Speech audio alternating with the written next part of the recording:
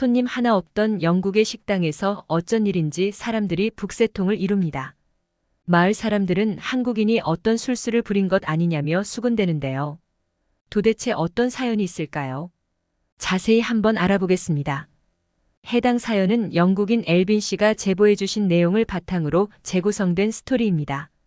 안녕하세요. 저는 영국인 엘빈이라고 합니다. 저는 아버지가 물려주신 식당을 운영하고 있습니다. 수입도 많이 남지 않으니 다른 사람들이 알면 한심하다고 할 수도 있겠지만 저에게는 추억이 담긴 식당이라서 그만둘 수 없었죠. 더군다나 장사만 하던 사람이 다른 일을 뭘 할 수 있겠습니까? 식당에는 아버지와의 추억도 많이 남겨져 있지만 아내와 아들과 함께했던 추억이 있어서 저에게는 귀중한 곳이었죠. 그런데 언제부터인가 원래 있던 수입도 끊기기 시작했습니다. 손님들이 오지 않기 시작한 것이죠. 이유를 모르겠어서 맛이 문제인가 싶었어요. 하지만 아내도 아들도 맛은 변하지 않았다고 하더군요. 아니면 근처에 생긴 새로운 식당들의 영향인가 싶었습니다. 하지만 줄어든 손님은 한순간에 회복이 되지 않더군요. 이유를 알게 된 것은 단골 손님의 질문 때문이었습니다. 저는 마을에 여러 명의 단골을 두고 있었는데요. 그 손님들은 대부분 10년이 넘는 단골들이었죠. 그렇기에 맛이 변했다 혹은 좋아졌다는 등의 이야기를 해주고는 했습니다. 저는 오랜만에 온 단골 손님을 맞이했죠. 그는 오랜만이라는 말을 하면서 주위를 둘러보고는 자리에 착석했습니다. 그러면서 그 점원은 오는 날이 아닌가 봐요? 라고 묻더군요.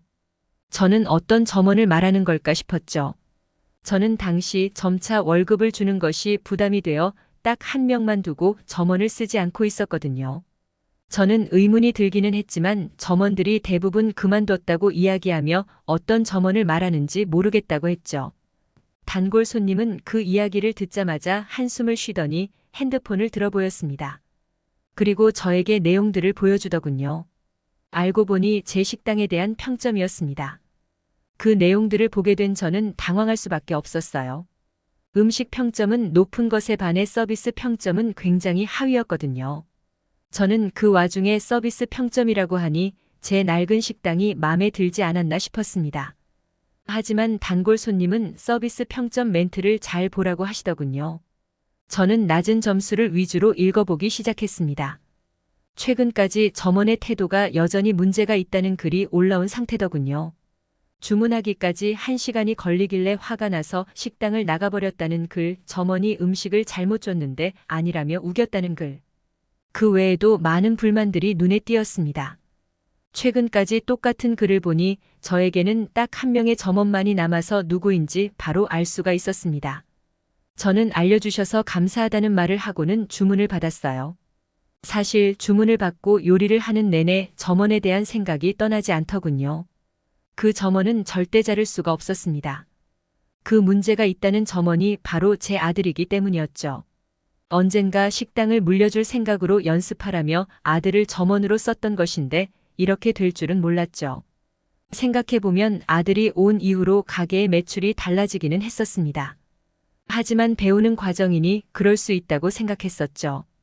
식당을 폐업 직전까지 몰고 간 원인이 아들이라고 하니 마음이 답답하더군요. 아들이 상처받을까봐 차마 자를 수는 없었거든요. 저는 그날 내내 고민에 빠졌습니다. 우선 아들에게는 손님이 많지 않으니 혼자 해도 되겠다며 오지 말라는 말을 했죠. 아들은 말동무나 해주겠다고 했으나 그동안 너무 열심히 했으니 옛 친구들도 만나라고 해줬죠. 아들은 알겠다면서 신이 난 상태더군요. 아내에게 어제 있었던 일을 말했더니 그래도 원래부터 아들에게 식당을 물려줄 생각이었으니 옆에 끼고 잘 배울 때까지 해보는 건 어떠냐고 했습니다. 주문을 받거나 하는 것은 아내가 해주겠다고 하면서요. 하지만 그건 아내에게도 가혹한 일이었습니다. 그때쯤 아내는 드디어 해보고 싶다던 카페에서 아르바이트를 시작했거든요. 저는 괜찮다며 고개를 젓고는 혼자 해보겠다고 했죠. 하지만 이미 소문이 퍼져서인지 아무도 제 식당을 찾으려는 사람은 없었어요. 그저 저를 알고 지내던 단골 손님들만 올 뿐이었죠. 점점 폐업을 해야 하는 시기가 다가온 것일지도 모르겠더군요. 저는 식당 부엌 한켠에 멍하니 서 있다가 벽을 쓸어내렸습니다. 제가 사랑하는 이곳을 영영 보지 못할 수도 있다니 눈물이 절로 나오더군요. 저는 모든 기억들이 스쳐가 어린 아이처럼 엉엉 울고 말았습니다. 그때 누군가 식당 안으로 들어오는 소리를 들었습니다. 눈물을 대충 손으로 비벼 닦고는 주문을 받기 위해 나갔죠. 오랜만에 온 한국인 유학생 현진이더군요. 현진이는 제 얼마 남지 않은 단골 손님 중 하나였죠. 최근에는 보이지 않아서 걱정했는데 기쁘더군요. 오랜만에 저는 현진과 이야기를 나눴습니다. 현진은 방학을 맞이해서 한국에 다녀왔다고 하더군요. 그러면서 식당에 손님이 많이 없어진 것 같다고 했죠. 저는 웃어넘기려다가 답답한 심정에 이야기를 하게 되었습니다. 아들이 가지고 있던 문제점과 폐업을 할지도 모른다는 사실을요. 현진은 가만히 제 이야기를 듣더니 폐업을 하지 않도록 도와주겠다고 했습니다. 저는 그 말을 듣고 믿을 수 없어서 그저 웃기만 했죠. 만약 폐업만 하지 않도록 막아준다면 제가 만든 음식은 평생 공짜라고 이야기했습니다. 그러자 그는 좀 시간이 걸릴 거라면서 자신을 고용해달라고 하더군요. 저는 제 귀를 의심했어요. 방금까지 제가 폐업을 할 것 같다고 했는데 고용을 해달라고 하다니 말이 되지 않더군요. 하지만 현진의 표정은 자신만만했습니다. 그 말을 들으니 솔직히 긴가민가 하더군요. 이 정도면 저한테 사기를 치는 것이 아닌가 싶을 정도였거든요. 하지만 그 당시 저는 지푸라기라도 잡고 싶은 심정이었습니다. 그렇기에 뭐든 하겠다며 고개를 끄덕였죠. 현진은 고용되고 일주일 동안 출근하지 않았습니다. 그동안에 제 식당 이름으로 올라온 모든 글들을 찾아보며 문제 해결할 방법을 찾았다더군요. 그리고는 가게 문을 일주일간 닫자고 하더니 출근하자마자 한 것이 바로 호출벨을 다는 것이었습니다. 테이블마다 벨을 달아 어떤 손님이 주문을 할 것인지 계산을 할 것인지 알 수가 있는 체계더군요. 솔직히 그런 건 생각도 해본 적이 없었습니다. 유럽에서는 가만히 기다리면 점원들이 가서 주문을 받는 시스템이라서 손님들이 기다리는 시스템이거든요. 어쩌다 보면 오래 기다리게 만들어 손님을 기분 나쁘게 할 수도 있었죠. 막상 호출벨을 다니 빨리 주문을 받을 수 있어서 좋을 것 같았죠. 그리고 다른 하나는 각 자리에 번호표를 붙이고 메모지와 볼펜을 두는 것이었습니다. 뭔가 싶었더니 점원에게 굳이 이야기하지 않아도 주문할 음식을 직접 써서 점원들에게 주는 방식으로 하자고 하더군요. 그러면 전혀 헷갈릴 일이 없을 것이라고 하면서요. 저는 두 가지 방법밖에 듣지 않았지만 벌써부터 믿음직스럽다는 생각이 들었습니다. 그리고는 하루만 날을 잡아서 가장 재료비가 안 들어가는 요리로 음식값을 깎자고 하더군요. 저는 투자하는 비용이 너무 많아서 고민이 되었지만 그래도 모든 열정은 다 쏟아 부어보자 싶었습니다. 그렇게 하나씩 식당에 변화를 주고 재개장하는 날 현진이가 깜짝 이벤트라면서 식당 앞에 길거리 공연하는 사람을 불렀더군요. 바이올린을 연주하는 사람이었는데 앞에 있으면 방해될 것 같다며 제가 손을 휘휘 젓자 현진이는 아니라며 기다려보라고 했습니다. 그렇게 저는 불안함을 안고 식당을 다시 열게 되었죠. 그리고 어느 순간부터 바이올린 소리가 식당을 메우기 시작하더군요. 그때 사람들이 하나둘씩 자리에 들어오기 시작했습니다. 그날은 현진과 아들, 저 셋이서 식당을 열었는데요. 결론만 말하자면 저희 셋이 몸이 부족하다 싶을 정도로 손님이 많이 왔습니다.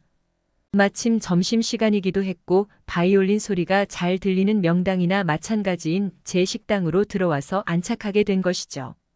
더군다나 호출벨을 통해 쉽게 점원을 불러 주문을 했기 때문에 굶주린 배를 빨리 채울 수 있어 좋았던 것입니다.